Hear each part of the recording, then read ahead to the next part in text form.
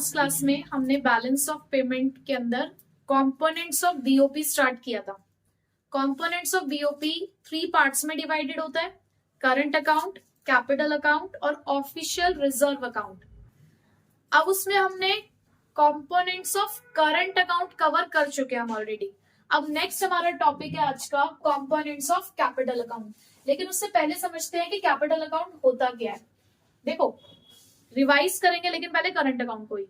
Current account वो account था जो हमारी कंट्री की उन इकोनॉमिक ट्रांजैक्शंस को रिकॉर्ड करता है बेसिकली जो प्रॉफिट मेकिंग होती हैं, जैसे कि export and import of goods and services and unilateral transfers, यानी कि वो सारे रिसीट्स और पेमेंट जो हमारे एसेट्स और लाइबिलिटीज को अफेक्ट नहीं करते, जो किसी फ्यूचर क्लेम्स को अराइज नहीं करते, जिसका हमारे एसेट्स और लाइबिलिटीज के स्टेटस पर कोई फर्क नहीं पड़ता।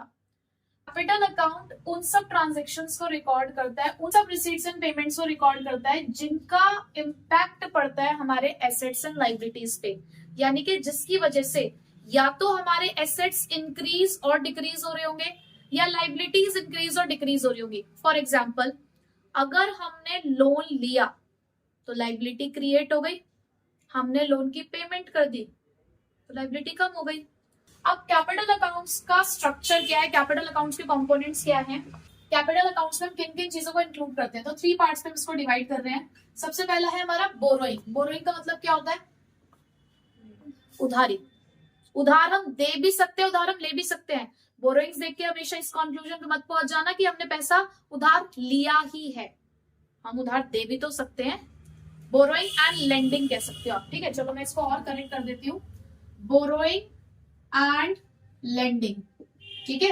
अब चलो, बोरोइंग से आप ये कह सकते हो कि हमने पैसा उधार लिया हो, और लेंडिंग का मतलब क्या हो गया, हमने किसी को पैसा उधार दिया है। किसी से मतलब यहाँ पे क्या है हमारा, रेस्ट ऑफ द वर्ल्ड, ठीक है। अच्छा, अभी जो बोरोइंग्स है, आप मुझे बताओ बोरोइंग से पैसा आता है या जाता है? तो मुझे बताओ बोरोइंग्स किस चीज को रिप्रेजेंट करता है, पैसे के आने को या पैसे के जाने को? बोरोइंग्स, अगर मैं कह रही हूँ बोरोइंग्स का मतलब क्या, हमने उधार पैसा लिया है, तो पैसे के आने को, दैट मीन्स ये इनफ्लो है।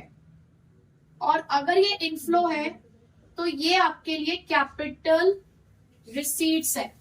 अगर बोरोइंग्स इनफ्लो है तो वो आपके लिए क्या है, कैपिटल रिसीट्स। वहीं पे अगर मैं बोलूं लेंडिंग, लेंडिंग का मतलब क्या है, आपने किसी को पैसा उधार दिया ना, आपने रेस्ट ऑफ द वर्ल्ड में पैसा उधार दिया, तो ये आपके आउटफ्लो को रिप्रेजेंट करता है, ठीक है।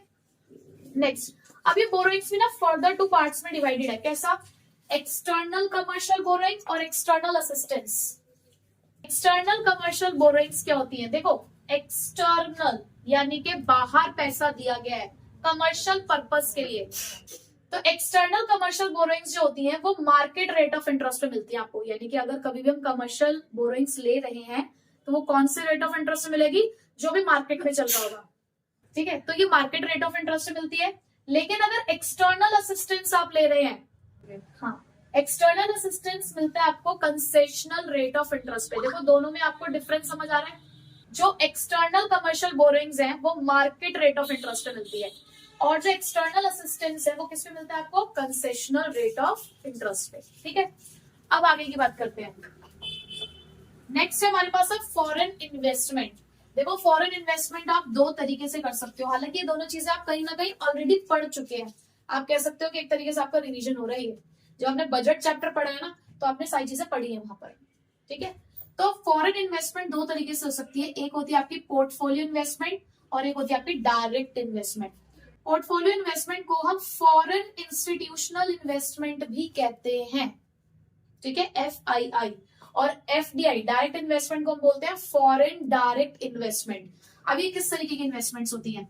अगर आप फाइनेंशियल एसेट्स में इन्वेस्टमेंट करते हैं, जैसे कि शेयर्स, बॉन्ड्स और डिवेंचर्स के अंदर, तो वो आपकी पोर्टफोलियो इन्वेस्टमेंट कहलाती है, वो पोर्टफोलियो इन्वेस्टमेंट्स कहलाती है। लेकिन वहीं पे अगर आप फिजिकल एसेट्स में इन्वेस्टमेंट करते हो, जैसे कि बिल्डिंग वगैरह, और इसका एक एग्जांपल ये भी है, आपको पता है कि हमारे यहाँ पर वॉलमार्ट है इंडिया के अंदर। Walmart is an example of foreign direct investment. जहां पर उन लोगों ने हमारे यहाँ पर आकर इन्वेस्टमेंट की हुई है। तो इन्वेस्टमेंट दो तरीके की है, पोर्टफोलियो और डायरेक्ट। पोर्टफोलियो इन्वेस्टमेंट मतलब फाइनेंशियल एसेट्स में इन्वेस्टमेंट करना, और डायरेक्ट इन्वेस्टमेंट मतलब फिजिकल एसेट्स में इन्वेस्टमेंट करना। हमारे यहाँ पर आकर आप प्रॉपरली इन्वेस्टमेंट करके अपना बिजनेस एस्टैब्लिश कर रहे हो। बेसिकली ये जुड़ा है ऑनरशिप से, आपको उस बिजनेस का पूरा ऑनरशिप राइट मिल रहा है। यहाँ पे जस्ट आपने पैसा लगाया है, यहाँ पे आपको फुल ऑनरशिप राइट्स नहीं मिलते हैं। ठीक है, क्लियर हो गए यहाँ तक? चले आगे। उसके अलावा तीन छोटी छोटी और हमारे पास ट्रांजेक्शन है इसकी, जैसे कि एनआरआई डिपॉजिट्स। अगर कोई एनआरआई इंडिया के अंदर डिपॉजिट्स करता है, अगर कोई एनआरआई इंडिया के अंदर डिपॉजिट करता है, तो उस डिपॉजिट्स को भी हम कैपिटल अकाउंट में ही इंक्लूड करते हैं। ठीक है, उसके अलावा आती है हमारी बैंकिंग कैपिटल। बैंकिंग कैपिटल का मतलब होता है वो फॉरेन एसेट्स जो कमर्शियल बैंक्स ने खरीदे हुए हैं, the foreign assets which is held by the commercial banks. वो सारे के सारे फॉरेन एसेट्स जो हमारे कमर्शियल बैंक के पास है, यानी कि उन्होंने कहीं पे पैसा लगा रखा है, तो वो किस चीज का एग्जाम्पल है? Banking capital. उसके बाद लास्ट में शॉर्ट टर्म क्रेडिट। भाई हमें अपने ट्रेड को करने के लिए भी तो पैसा चाहिए होता है, हम पैसा दे भी सकते हैं, हम पैसा ले भी सकते हैं। तो कुछ अगर आपने शॉर्ट टर्म क्रेडिट दे रखा है या ले रखा है, तो वो भी कैपिटल अकाउंट का पार्ट होता है। ठीक है, तो ये हमारे कुछ कंपोनेंट्स थे कैपिटल अकाउंट के, जो हमारे बीओपी को अफेक्ट करते हैं, जो हमारे बीओपी के अंदर एसेट्स और लाइबिलिटीज को अफेक्ट करते हैं। बट इसके साथ में एक क्वेश्चन आपके साथ और करना चाहूंगी डिस्कस। हमने करंट अकाउंट में ये पढ़ा कि वहां पे export and import of goods आता है।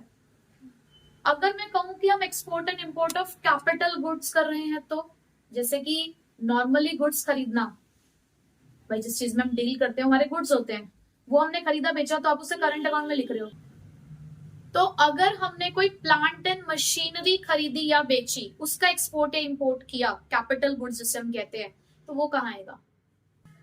चाहे आप कैपिटल गुड्स का एक्सपोर्ट इंपोर्ट करो, चाहे आप नॉर्मल गुड्स का एक्सपोर्ट इंपोर्ट करो, एक्सपोर्ट एंड इंपोर्ट्स आपके करंट अकाउंट में ही आएंगे। इस बात को आपको ध्यान रखना है।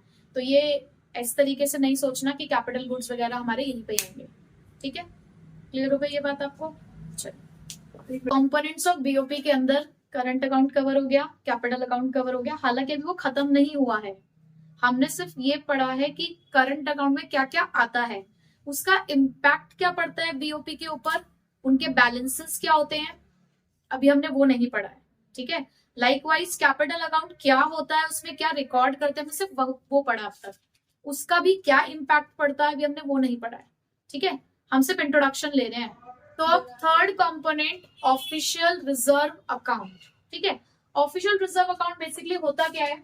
ये इंडिकेट करता है reserves of forex. Forex means foreign exchange with RBI. आपको पता है कि जो आरबीआई है, मनी एंड बैंकिंग चैप्टर में जब हमने फंक्शंस ऑफ सेंट्रल बैंक पढ़े, उसमें एक पॉइंट था कस्टोडियन ऑफ फॉरेन एक्सचेंज। जो हमारा आरबीआई होता है वो रखवाला है, किस चीज का रखवाला है? फॉरेन एक्सचेंज का। तो जो भी रिजर्व्स फॉरेन एक्सचेंज के हमारे आरबीआई के पास होते हैं, उसे हम बोलते हैं ऑफिशियल रिजर्व अकाउंट।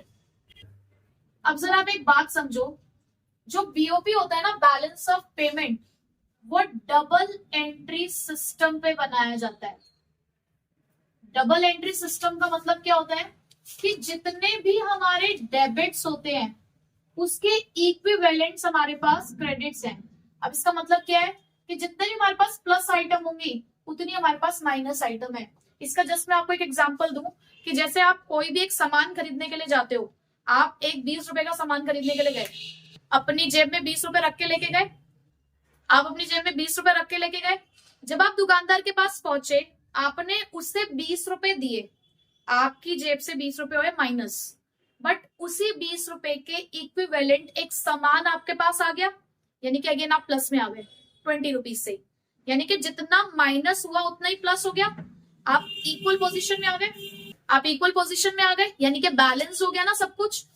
इसी तरीके से बीओपी बनता है। ये डबल एंट्री का मतलब ही होता है कि जितने भी हम ट्रांजेक्शन रिकॉर्ड करते हैं उसके दो एस्पेक्ट होते हैं, एक पॉजिटिव एक नेगेटिव। अगर कुछ हमारे पास से जा रहा है तो कुछ आ भी रहा है, जो उसी चीज को यहाँ पर डेबिट और क्रेडिट्स बोला जाता है। जो क्रेडिट्स होते हैं वो आपके इनफ्लोज को रिप्रेजेंट करते हैं बेसिकली। ठीक है, मैं ये नहीं कह रही हूँ कि डेबिट को प्लस और क्रेडिट को माइनस बोलते हैं, ये बात नहीं है। सिर्फ मैं ये कहना चाह रही हूँ आपको कि अगर आपके पास कुछ प्लस हो रहा है तो उसके इक्विवेलेंट कुछ माइनस भी होगा। तो जो क्रेडिट्स हैं वो इनफ्लोज को रिप्रेजेंट करते हैं यहाँ पे, और जो डेबिट्स हैं वो आउटफ्लोज को रिप्रेजेंट करते हैं। इसी की वजह से जो बीओपी है वो हमेशा बैलेंस्ड होता है। बैलेंस मतलब इसका जो टोटल होता है दोनों साइड का वो हमेशा इक्वल आता है। बट करंट अकाउंट और कैपिटल अकाउंट की कुछ ट्रांजेक्शंस ऐसी होती हैं जो इसको डिसबैलेंस कर देती हैं, जो इसे डिसइक्विलिब्रियम में लेकर आती हैं। तो उस डिसइक्विलिब्रियम को करेक्ट करता है ऑफिशियल रिजर्व अकाउंट। ठीक है, तो ये ऑफिशियल रिजर्व अकाउंट उसी चीज के लिए इस्तेमाल किया जाता है। तो यहाँ पर जितनी भी फॉरेक्स ट्रांजेक्शंस होती हैं आरबीआई के थ्रू, वो यहाँ पर हम लोग उसमें डील करते हैं। अगर आपका बैलेंस पॉजिटिव शो करता है तो इसका मतलब क्या है कि आपके ऑफिशियल रिजर्व्स बढ़ गए हैं। अगर बैलेंस पॉजिटिव आया आपका तो उसको क्या रिप्रेजेंट कर रहे हैं हम कि आपके ऑफिशियल रिजर्व्स क्या हो गए हैं, बढ़ गए हैं।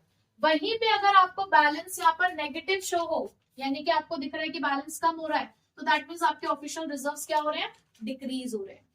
ठीक, ये हमारे बीओपी के बैलेंस को मैनेज करता है। मैंने यहीं पे आपको एक बात बताई ना कि अगर कभी भी आपका बीओपी डिसइक्विलिब्रियम में है आपके ट्रांजेक्शंस की वजह से, कैपिटल और करंट अकाउंट के ट्रांजेक्शन की वजह से, तो उसको मैनेज करेगा ऑफिशियल रिजर्व अकाउंट। ठीक है, अगर हमें दिखता है कि हमारे बीओपी में डेफिसिट है, डेफिसिट का मतलब आउटफ्लोज ज्यादा हो गए और इनफ्लोज कम हो गए हैं, तो डेफिसिट का मतलब क्या होता है, कमी, कि इतना हमने कमाया नहीं जितना हमने खर्च करा, इतने इनफ्लोज नहीं आए जितने आउटफ्लोज हो गए। तो अगर आपको डेफिसिट दिखता है तो आरबीआई उस टाइम पे फॉरेन एक्सचेंज को बेचना शुरू कर देता है, क्योंकि हमें पैसा चाहिए ना। डेफिसिट का मतलब क्या, कमी है, तो कमी के लिए आप क्या करोगे, फॉरेन एक्सचेंज को बेचना शुरू करोगे। और वहीं पे अगर आपको दिख रहा है कि आपका बीओपी सरप्लस में है, सरप्लस मतलब पैसा ज्यादा आ चुका है, इनफ्लोज ज्यादा आ गए, भाई हमें बैलेंस चाहिए, हमें आउटफ्लो और इनफ्लो बराबर करने होते हैं। तो अगर एक्स्ट्रा भी होता है तो उस एक्स्ट्रा पैसे का इस्तेमाल हम किस चीज के लिए करेंगे, हम खरीदना शुरू कर देंगे फॉरेन एक्सचेंज को। ठीक है, तो इस तरीके से बीओपी के बैलेंस को मैनेज किया जाता है थ्रू दिस अकाउंट। हमने सिर्फ अभी क्या पढ़ा है, introduction of components of BOP, current account, capital account and official reserve account. ठीक है।